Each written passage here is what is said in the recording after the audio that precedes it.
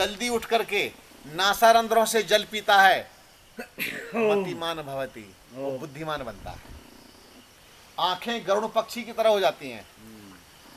असमय बुढ़ापा नहीं आता, बुढ़ापे के लक्षण भी नहीं आते। और इस तरह से पानी पीने मात्र से ही ढेरों समस्या नहीं होती, झुर्रियां नहीं पड़ती, रिंकल्स नहीं आते। अब प्रातःकाल का जल इतना लाभ देता है, परंतु अच्छा यहां दर्द है, चलो चेक कराने जाओ, ब्लड टेस्ट कराया जी, और भी टेस्ट कराया और टेस्ट कराया, और दुनिया भर के टेस्ट के ढेर लगा दिया, हजारों रुपए खर्च हो गए, लेकिन ये समझ में नहीं आया कि बीमारी क्या है। ये पक्की बात बता रहा हूँ आपसे। एक व्यक्ति के पेट में दर्द, ये तो मेरे सामने केस आते ही रहते हैं, पेट में दर्द हुआ जी, पेट में दर्द के चक्कर में खूब सारे टेस्ट हो गए और ऑपरेशन भी हो गया। ऑपरेशन करने के बाद में डॉक्टर्स जी ने कहा कि ले जाओ, नॉर्मल है, कुछ भी नहीं है अंदर। इसलिए पेट काटा गया था कि देखते हैं अंदर है क्या अंतड़ियां है, क्यों काट रहे पेट को। तो ऐसे कई केस हो चुके। अगर शुद्धिकरण का रास्ता पता होता तो शायद वो पेट भी नहीं कटता। हमारी दिनचर्या अस्त व्यस्त तो नहीं हो रही है, उसको देखें। हमारा खान पान तो अस्त व्यस्त नहीं है, उसको देखें। और हम मानसिक तनाव में तो नहीं रहते हैं। बस अगर आपके साथ में 3 चीजें जुड़ गई हैं तो आपकी नींद भी गायब, सब चीज आपका सब धीरे धीरे डिस्टर्ब हो जाएगा। तो करना क्या है, शरीर के अंदर से सफाई, शरीर की सफाई, दिनचर्या अच्छी और अपना खान पान अच्छा। दिनचर्या आप अपनी व्यवस्थित करें, प्रातःकाल में जल्दी उठने का अभ्यास करें और थोड़ा सा व्यायाम आदि करें, प्राणायाम करें और पेट की सफाई करें, ध्यान करें, ये सब आप करें, मॉर्निंग वॉक करें। पर एक बात और है, जब आप प्रातःकाल में उठें तो बुझा बुझा चेहरा ना रखें, स्माइल फेस रखें, हल्का सा प्रसन्नता के भाव रखें। यहां पर मैं आज आपके सामने बताता हूं कि चार्ली चैपलिन नाम के एक व्यक्ति हुआ, हास्य कलाकार। चार्ली चैपलिन क्या बोलते हैं, बोले जितना रोना है ना, कमरा बंद करके रो लो। क्यों? जब तुम बाहर निकलते हो तो तुम्हारे चेहरे पर मुस्कुराहट रहनी चाहिए। तो अपनी जो प्रातःकाल की शुरुआत है आप प्रसन्न चित्त से कीजिए, तो आप देखना कि पूरा दिन प्रसन्न चित्त जाएगा। जब आप बुझे बुझे उठते हैं और बुझे बुझे सो जाते हैं और 24 घंटे गेयर नहीं बदलते अपने चेहरे पर, तो भैया इससे नुकसान होता है। आते भी, फिर गुरुजी कहते थे, फिर आते भी काम नहीं करते। जब तुम बुझे बुझे चेहरे से टेंशन में जब वहाँ जाके वो कुर्सी पे बजा के बैठ जाते हो तो पेट भी साफ नहीं होता, आंतों में मल चिपका ही रहता है। तो इस तरह से मन के साथ भी हमारी आंतें काम करती है, मन के साथ हमारा पूरा तंत्र काम करता है। आपका शरीर बाद में रोगी होता है, पहले मन रोगी होता है। अब ये मन को संभालो, तो इसके लिए आदर्श दिनचर्या रखो, आदर्श खान पान रखो, बढ़िया खान पान रखो और टेंशन फ्री होने का प्रयास कीजिए। ये बात आई। इसके बाद में क्या करें, अपने शरीर का शुद्धिकरण का रास्ता खोजिए। आपके सामने क्या स्थिति आती है, आप प्रातःकाल में बड़ा पानी पीते हैं, ऊषापान करते हैं। ऊषापान से आपने सुना है कि आयु बढ़ती है, ऊषापान से आपने सुना है कि सभी व्याधियां दूर हो जाती है, चेहरे पर चमक आती है, और है भी। आयुर्वेद में आता है, विगत घन निशिथे प्रातः उत्थाय नित्यम पिबती योनरो घ्राण रंध्रेण वारी। ये जो घ्राण रंध्र है, नासारंध्रों से जो व्यक्ति प्रातःकाल में जल्दी उठ करके नासारंध्रों से जल पीता है मतिमान भवति, वो बुद्धिमान बनता है। आंखें गरुड़ पक्षी की तरह हो जाती हैं। असमय बुढ़ापा नहीं आता, बुढ़ापे के लक्षण भी नहीं आते। और इस तरह से पानी पीने मात्र से ही ढेरों समस्या नहीं होती, झुर्रियां नहीं पड़ती, रिंकल्स नहीं आते। अब प्रातःकाल का जल इतना लाभ देता है, परंतु बहुत काम का है। परंतु किस रोग में कैसा जल पीवें, ये भी जानकारी होनी चाहिए। आपको ब्लड प्रेशर हाई रहता है, आप अर्जुन की छाल रात्रि के समय पानी में डाल करके रख दीजिए, मेडिकेटेड वाटर पीजिए।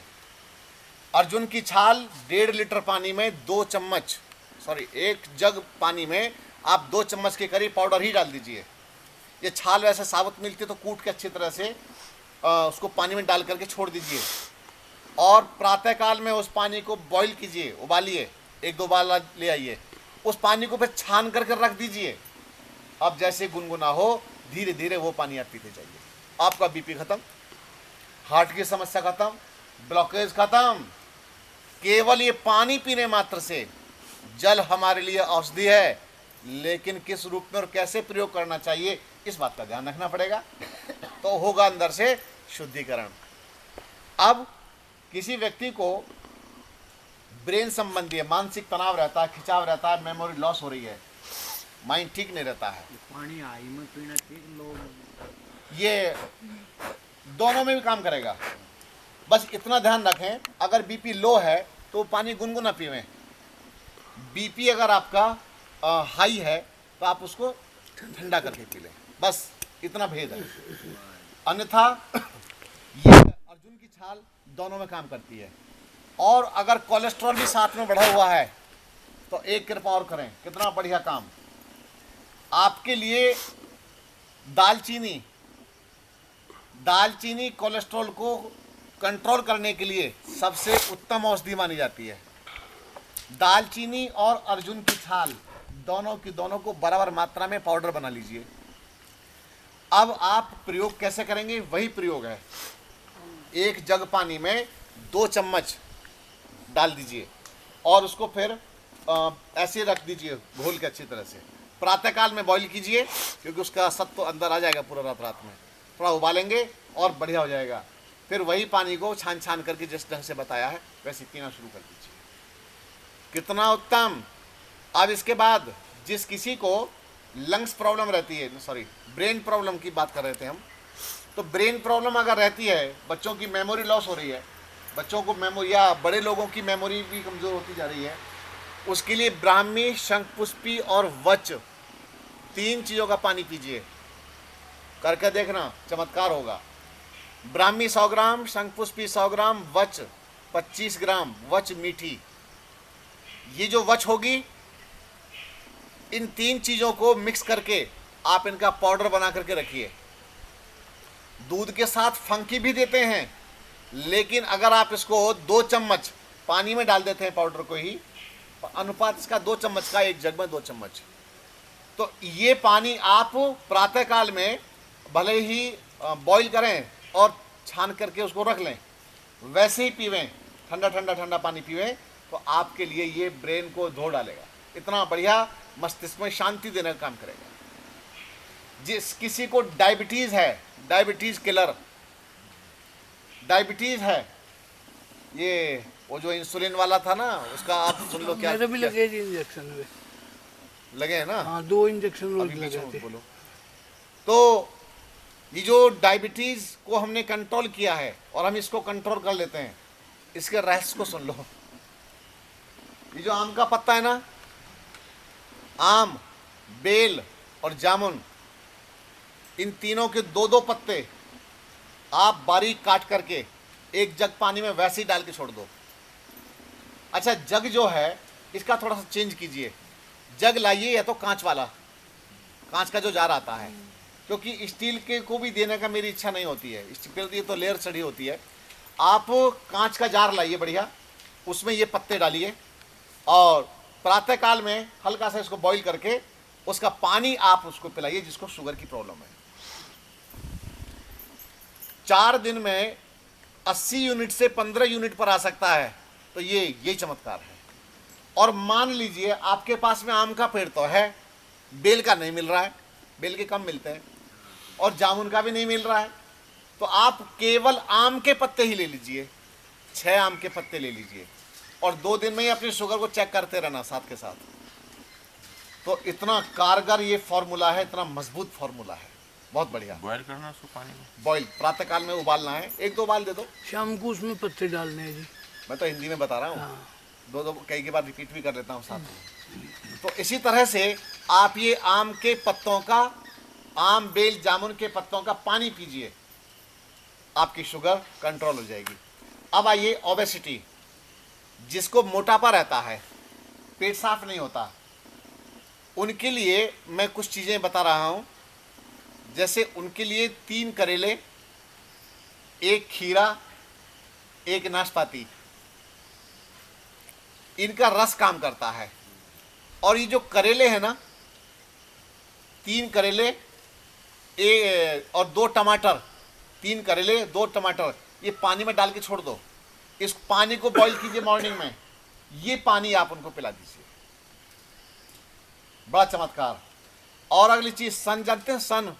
सन का बीज, सन जो रस्सी बनती है उसको, अच्छा मेरे दिमाग में पता है क्या, जगह जगह प्रांतों में घूमता हूँ तो वहाँ की भाषा के वो शब्द आते रहते हैं। अंबाड़ी शब्द आ रहा था अभी, तो उसको अंबाड़ी भी बोलते हैं महाराष्ट्र में, सन।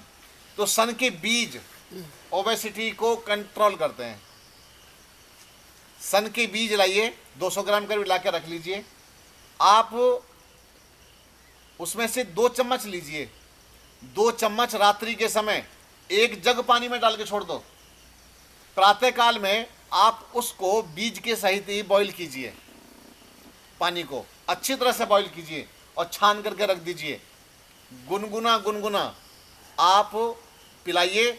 जब आप गिलास भरें उसमें थोड़ा सा नींबू निचोड़ लें। नींबू, सन के बीज और पानी, तीनों के कॉम्बिनेशन से अंदर की जो चर्बी है ना एक्स्ट्रा, वो कटनी शुरू हो जाती है। तो ये प्रातःकाल में पानी तो पियो, लेकिन किस टाइप से प्रॉब्लम के अकॉर्डिंग पियो आप। अर्थराइटिस है, जोड़ों में दर्द हो गया है। अब जोड़ों में दर्द हो गया है तो उसको कैसे कंट्रोल करेंगे? नागरमोथा मंगवाइए, नागरमोथा या हार श्रृंगार के फूल, हार श्रृंगार के फूल, पारिजात बोलते हैं उसको, या उसकी पत्तियां भी लीजिए, पत्तियां भी काम करेंगी। तो आप इनमें से कुछ भी लाएं। अगर आपके पास ये खड़ा हुआ है हार श्रृंगार, तो उसकी पत्तियां काट करके वैसे ही 4-5 पत्तियां ले लो और उसको बॉईल कीजिए। फिर प्रातःकाल में वैसे ही भिगोना, वैसे ही काट करके 1 जग पानी में उसका पानी आप गुनगुना गुनगुना पिलाइए, तो आपको अर्थराइटिस, जोड़ों के दर्द में लाभ मिलेगा। या नागरमोथा सबसे अधिक जो मजबूत काम करेगा, आपका ये हार श्रृंगार काम करेगा। नागरमोथा भी काम करेगा, क्योंकि गुरुजी तो उसके फंकी दिया करते थे। तो नागरमोथा अर्थराइटिस में काम करता है, इसीलिए हवन में भी डाला जाता है वो। तो नागरमोथा का पानी पिलावें या हार श्रृंगार का पानी पिलावें, इनमें से कुछ भी आप पिलाइए, तो बढ़िया अर्थराइटिस में लाभ मिलेगा। जिसको लंग्स प्रॉब्लम है, फेफड़ों की समस्या है, कफ बनता है, गले में अटका सा कुछ रहता है बार बार, तो इसको ठीक करने के लिए क्या करें? इसके लिए बढ़िया काम करती है मुलैठी, बनफशा। जानते हैं बनफशा? नाम सुना होगा। मुलैठी, गुल बनफशा उसका पूरा नाम है, दूसरा गुल बनफशा है। एक चीज और है लसूड़े। इनमें से कुछ भी नाम है ले तो आप एक चीज तो मिल ही जाएगी आपको, मुलैठी। मुलैठी ला करके रखिए, उसका पाउडर बना कर रख लीजिए। 2 चम्मच मुलैठी पाउडर 1 जग पानी में डाल कर रख दीजिए, प्रातःकाल में उबालिए और वही पानी पीवे। मुलैठी आपके कफ की समस्या को दूर करेगी और यूरिन के माध्यम से जो पानी निकलेगा उससे किडनी भी आपकी वॉश हो जाएंगी, धुल जाएंगी किडनी भी, तो ये लाभ मिलेगा। तो इस तरह से हम पानी के द्वारा अपने स्वास्थ्य की रक्षा कर सकते हैं। अब कहें कि सादा पानी क्यों ना पीवे? सादा भी पियो। सादा किस अवस्था में पियो? जब तुम सादा हो। अगर शरीर सादा है, सादा मतलब कोई रोग नहीं है, बढ़िया एकदम परफेक्ट है, तो सादा पानी पियो। अगर सादा नहीं है और समस्या अंदर है, तो भैया उस समस्या को दूर करने के लिए किसी वनस्पति का अगर आपको आश्रय लेना पड़ता है, सहारा लेना पड़ता है, तो वैसा करना चाहिए। तो वनस्पति के सहयोग से परमात्मा ने इतना बढ़िया बढ़िया हमको सब दिया है, तो उसका उपयोग हम वैसे करें। तो प्रातः काल में जल पीवे तो इस ढंग का जल पीवे। अब एक बात आती है, जल कौन सा पीवे? मटके का पीवे, आरओ का पीवे, डायरेक्ट नल का पीवे? ये बड़ा प्रश्न है हमारे सामने। आपको मैं बता देता हूं कि आरओ का पानी पी पी करके लोगों की हड्डियां खोखली हो चुकी हैं, हड्डियां गई बेकार हो गई हैं। क्यों? शरीर को मिनरल्स नहीं मिल रहे। मिनरल्स भी आरओ के साथ साथ निकल जाते हैं। अब वो मिनरल्स अगर निकल गए, कहते हैं जल ही जीवन है, जीवन तो उसमें से आपने पहले निकाल दिया, जल के अंदर से। जल के अंदर जो पोषक तत्व थे, जो जीवन देने वाले तत्व थे, वो जीवन तो निकाल दिए, फिर जीवन कहां बचा? जल ही जीवन है, जल कहां है जीवन? तो आरओ ने निकाल दिया, तो अब क्या करें? बड़ी समस्या बन गई आदमी के सामने। अभी अहमदाबाद में मैं एक परिवार में गया, मेरा बहुत खास परिवार है। वहां पर उनकी पुत्री ने मुझे बताया कि गुरुजी, मेरी जो दोस्त है, मेरी फ्रेंड, उसका यहां से नीचे का हिस्सा डेड हो गया, नीचरा। मैंने कि क्यों, ऐसा क्यों हो गया? बोले डॉक्टर्स ने कहा कि इसके शरीर में मिनरल्स बिल्कुल भी नहीं बचे। क्यों नहीं बचे? बचपन से ही आरओ लगा हुआ था घर में, और सब के सब घर में वही पी रहे। सब बच्चे, कभी कोई कैसा है, कोई पतला सा, कोई सूखा सा, कोई मोटा मोटा हो गया है, किसी को बीमारी किस तरह की, किसी का शरीर पीला पड़ा है, किसी का सफेद पड़ा है। ये स्थितियां बन रही हैं।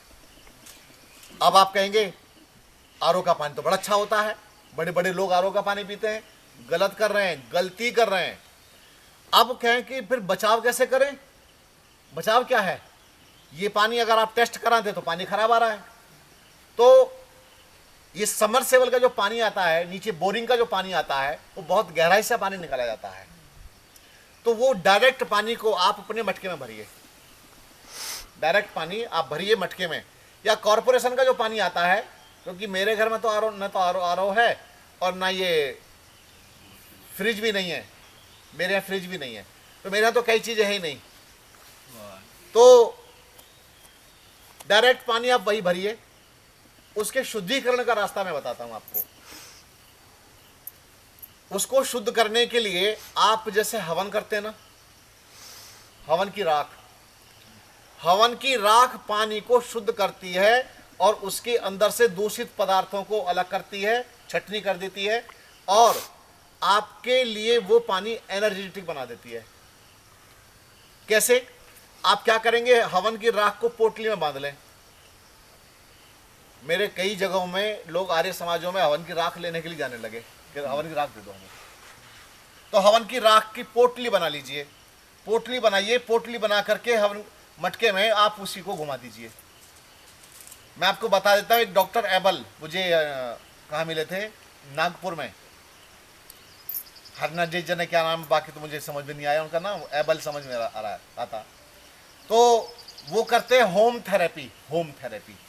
वो क्रिश्चियंस में भी सबको वहाँ से बिठा करके वैसे टेबल पर रखते हैं हवन कुंड, सबको वैसे ही।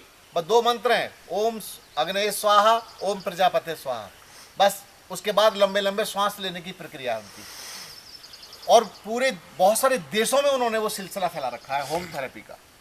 और आपको बताता हूँ कि जो उसकी ऐस बनती है, जो भस्म है उसकी भस्म को वो छानते हैं, और छानने के बाद, छान करके क्या करते हैं, उसको फांकी दिलाते हैं, फांकी।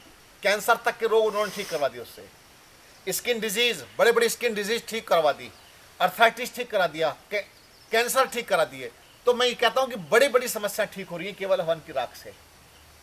और उनके हवन की राख में ये तो मैंने पानी के फिल्टर के साथ जोड़ रहा हूं कि हवन की राख के साथ में जो ये सब जा रहा है उनके अंदर, वो क्या, गाय, देसी गाय के गोबर की राख लेते हैं वो, और उसमें लकड़ियां नहीं जलाते, केवल उपला जो होता है, कंडा बोलते हैं आप, जो भी बोलते हैं, काउडंग, ये उसका पतला पतला पतला पतला उपला होता है, उसमें ऐसे घी लगाते हैं, उसी से अग्निदान करते हैं, और चावल डालते हैं, और शुद्ध थोड़ा सा गाय का घी डालते हैं, उसी की फिर वो भस्म तैयार करते हैं, और उसी भस्म से उन्होंने बहुत सारी बीमारी ठीक कर दी।